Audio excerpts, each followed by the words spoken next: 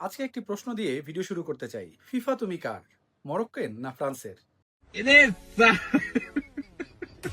কারণ আজকাল বিশ্বকাপের খেলার চেয়ে ম্যাচের আগে রেফারি লিস্ট দেখলেই বেশি টেনশন লাগে। বলেন কি?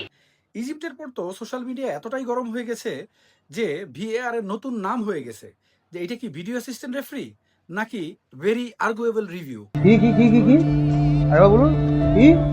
এখন আবার শোনা যাচ্ছে যে ফ্রান্স এবং মরক্কোর ম্যাচের পুরো অফিসিয়াল টিমের সবাই আর্জেন্টিনার। ফুটবল প্রেমীদের মনে তো প্রশ্ন উঠবেই, এতটা কাকতালীয় কিভাবে হয়? Are you crazy? তাই আজকের ম্যাচ নিয়েও দুই ধরনের থিওরি ঘুরছে। একদল বলছে মুসলিম দলকে সামনে দেখতে চায় না কেউ, আরেক দল বলছে যদি ফ্রান্স জিতে যায় এবং ফাইনালের দিকে তারা এগিয়ে যায় তাহলে আর্জেন্টিনার জন্য তো বড়ই বিপদ। সঠিক বলেছেন, আপনার বুদ্ধি ভালো।